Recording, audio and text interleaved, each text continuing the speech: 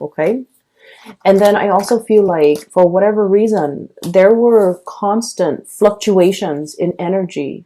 One minute you have to do this, and the next you're called to do that, and then the next, it's like, it's very disruptive. So the environment itself is very, very demanding. It requires you to be flexible and versatile, and you had to wear many, many, many hats all at the same time. So it was a situation where it was like the work was overwhelming. And so with the egg finally finding its center, I feel like you've got it, okay? You've mastered it. You've managed to kind of handle all of your responsibility. And finding your center means knowing exactly what you're capable of, knowing exactly what your limitations are, being able to tell somebody, hey, that's not my realm of expertise. Why don't you do that? Or why don't you help me with that? Or, you know, delegate. So like, I feel like you're no longer being pulled in multiple directions, because you're just like, I'm not going to put myself through a situation blindly finding my way out. I'm going to ask for help, or I'm going to, you know, defer to the experts. Okay.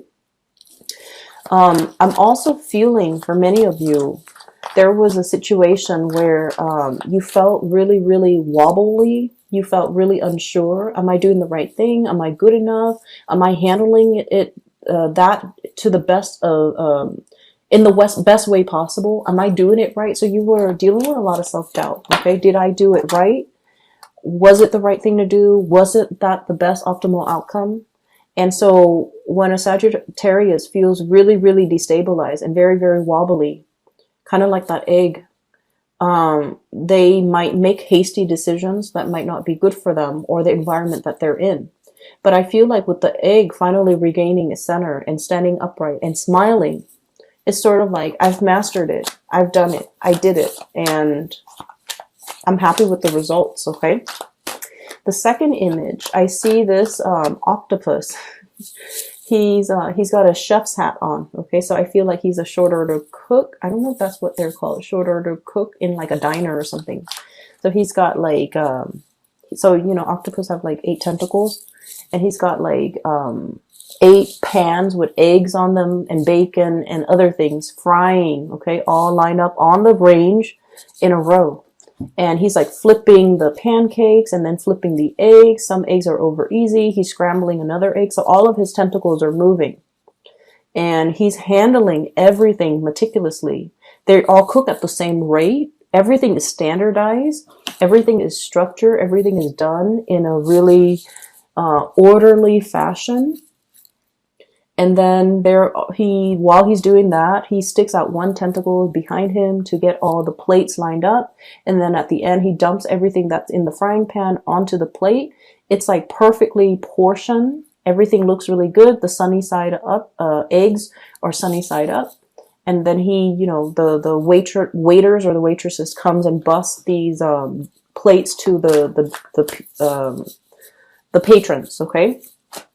So not only are you guys handling a gazillion things and doing it in style, being able to take care of everything in your environment, but you're at a point where you are really, you know, exercising self-mastery, okay? Mastering your environment, taking care of situations. You might have been very, very, very busy lately, but for whatever reason, you've already mastered things. You've already learned how to multitask. You've already learned how to not the stress affect you, and to be able to deliver a lot of like high volume of it's like I'm seeing like deliver high volume of things, or like finish a lot of projects. And doing it all correctly, doing it almost like with your eyes closed. It's like you've mastered something. You already know how to do it. And you don't even have to, you know, you're not wobbled by it. You're not buckling under the stress and the pressure. Okay. So that's what I'm seeing here. A lot of self-mastery, a lot of situations where you have come out on top. And I also feel, yep, self-mastery. We have the magician here. And I also feel like you're in an environment where you can really kick up your feet and relax now and have, you know, a cup of coffee, have some tea, and just, you know, hang out in your bathrobe and be fine, okay? So at the end of the workday, that's what it feels like to me. It's like, I've already got this. You know, things can't phase me anymore. I've got multiple hands. I've got multiple brain cells. I've got multiple things that I can handle at the same time. I know how to multitask. I know how to juggle things and not drop the ball and not have to, you know, do anything where I feel like I'm wobble, okay? So I feel like you've come to a sense where you are finding your center and you're doing things almost like with great ease, knowing things like the back of your hand, and not feel like you're tripping up on, or things are creeping up on you, or that you're tripping up on things, okay? So the energy is really, really good. What I'm also feeling here with this spread, first of all, we have here the Queen of Cups and the Ten of Swords. So I want to talk about this first. This is a situation where Scorpio got the same cards, and I shuffle the deck. So Scorpio got the same cards in the same position, okay? So let me talk about this person. I have here the Queen of Cups. This is a water sign, Pisces, Cancer, Scorpio. And this is somebody that is, I feel like you're the apple of their eyes. Okay, they really, really care about you. They have a great deal of love and trust when it comes to you. There's almost this sense of like somebody wanting to protect another person, somebody observing another person, really looking at another person. For some of you, if this is an ex, for example, they're really, really looking at you, trying to figure out what you're doing, what you're thinking about, wanting to reach out to you, wanting communication. And especially for some of you, if this is the next and there has been, you know, bad blood, resentment, and things like that, I feel like there is a sense of, I wish things had been different. I wish that I could reach out. I wish that, you know, like, it's like too water under the bridge, okay? It's like a situation where it's like you can't really repair it, you can't really fix it, you can't really move away from it. And so I feel like for many of you, there might have been some recent arguments here over, you know, who's doing what, whose responsibility is this, who's causing the rift in the relationship, as well as, you know, possibly the breakup in the relationship. So that's the front and center. And for many of you, you might have buried yourself in the work environment, just trying to, you know, distract yourself. And then I also feel like if for those of you who are dating somebody, there's a new person emerging in your life. And I feel like there's a sense of innocence about this person where you want to protect this person. And they have been through some really, really bad things, like bad relationships, bad cycles, bad endings in their life. And so they're really gravitating towards, you know, your strength and your power, and they wish they could be a lot more like you. For some of you, this is a coworker. For others, this is like a new love interest that you have recently embarked on a relationship with, and I would say within the previous month or within the past 2 months, okay? I feel like it's very, very new. And I feel like energetically, this person really wants a relationship, okay? They're looking at the two fish, and they're just like, I want a partner. I want somebody that I can feel like a pea in the pods with, peas in a pod with. I want somebody that's going to be by my side, and I want somebody that, you know, will be there for me. So I feel like they're really relationship oriented, but they got out of a bad relationship. And so you're not really sure if you want to jump in just yet, and you're not really sure if this is something that you want to get involved in just yet, okay? So this is somebody that you're heavily communicating with, and you're trying to get to know, okay? Sorry for the interruption, Saggies. I had a knock at my door, and I had to record this at a different time. So my apologies. Hopefully the glare is gone so that you can see the cards better.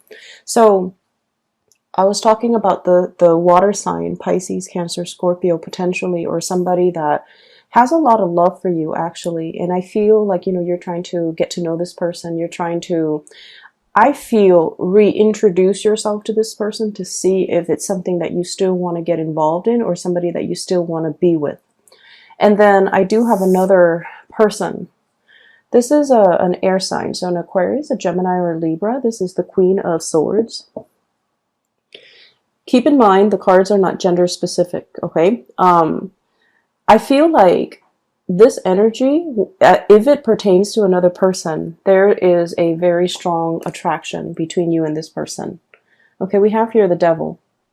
And this is a relationship where there's a lot of attraction. There's also a lot of power struggles as well as control issues. And I feel like the power struggle is just that there's a lot of like mental jostling, like back and forth between you and this person. In a way, I feel like it's a mixture of mental rapport because communication seems to flow well between you and them.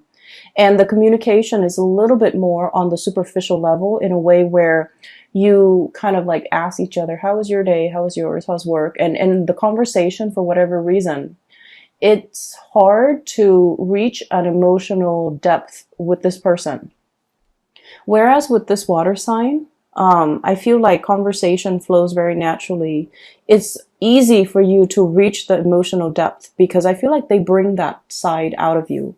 Whereas with this person, the conversation is a little bit more cerebral, philosophical, ideological, which is something that you appreciate too. But I feel like you're not really sure where this person is at heart wise. Okay, so it's like, you know, this person is a really kind person. They're very kind hearted.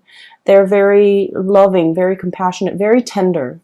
This one, I feel like, you know, they've been through their fair share of struggles, and I feel like they're it's somebody who's a little bit closed off and a little bit steely, okay, like a little bit icy. And so when you communicate with this person, you don't know if they're joking or if they're serious. You don't know if what they really like or dislike.